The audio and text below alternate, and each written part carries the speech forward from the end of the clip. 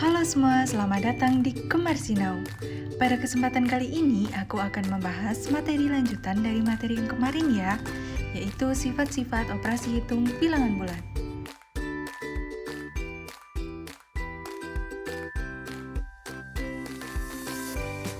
Sebelumnya, kalian udah pada tahu belum sih apa saja sifat-sifat operasi hitung bilangan bulat? Mari kita bahas. Sifat-sifat operasi hitung bilangan bulat itu ada 4 ya. Yang pertama itu ada komutatif atau sifat pertukaran. Yang kedua ada asosiatif atau sifat pengelompokan. Yang ketiga ada distributif atau sifat penyebaran. Dan yang keempat ada unsur identitas. Sifat-sifat operasi hitung bilangan bulat dapat digunakan untuk mempermudah perhitungan. Yang pertama yaitu ada sifat komutatif atau sifat pertukaran. Sifat komutatif terhadap penjumlahan memiliki rumus A ditambah B sama dengan B ditambah A. Sedangkan untuk sifat komutatif terhadap perkalian memiliki rumus A dikali B sama dengan B dikali A. Untuk penerapannya, mari kita bahas.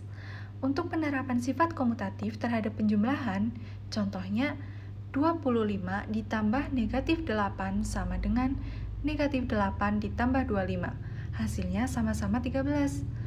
Dan untuk penerapan terhadap perkalian, contohnya negatif 16 dikali 9 sama dengan 9 dikali negatif 16. Hasilnya sama-sama negatif 144. Sifat komutatif hanya berlaku untuk operasi hitung, penjumlahan, dan perkalian. Yang kedua yaitu ada sifat asosiatif atau sifat pengelompokan. Sifat asosiatif terhadap penjumlahan memiliki rumus A ditambah dalam kurung B ditambah C sama dengan dalam kurung A ditambah B ditambah C. Sedangkan untuk sifat asosiatif terhadap perkalian memiliki rumus A dikali dalam kurung B dikali C sama dengan dalam kurung A dikali B dikali C. Untuk penerapannya, mari kita bahas. Untuk penerapan sifat asosiatif terhadap penjumlahan, contohnya 39 ditambah dalam kurung negatif 85 ditambah 10 sama dengan dalam kurung 39 ditambah negatif 85 ditambah 10. Hasilnya sama-sama 36.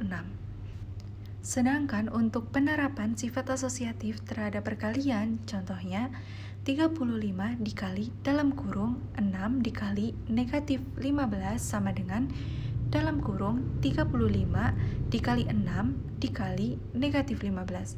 Hasilnya sama-sama negatif 3150. Yang ketiga yaitu ada sifat distributif atau sifat penyebaran.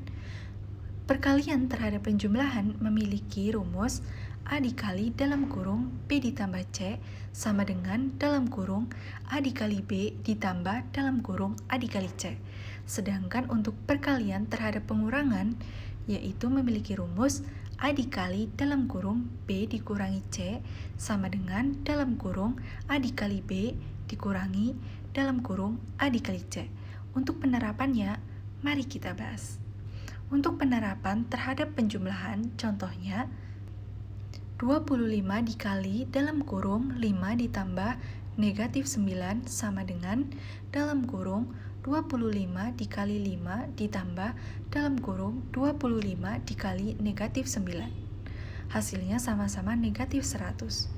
Sedangkan perkalian terhadap pengurangan, contohnya negatif 45 dikali dalam kurung 10 dikurangi 12 sama dengan dalam kurung negatif 45 dikali 10 dikurangi dalam kurung negatif 45 dikali 12. Hasilnya sama-sama 90.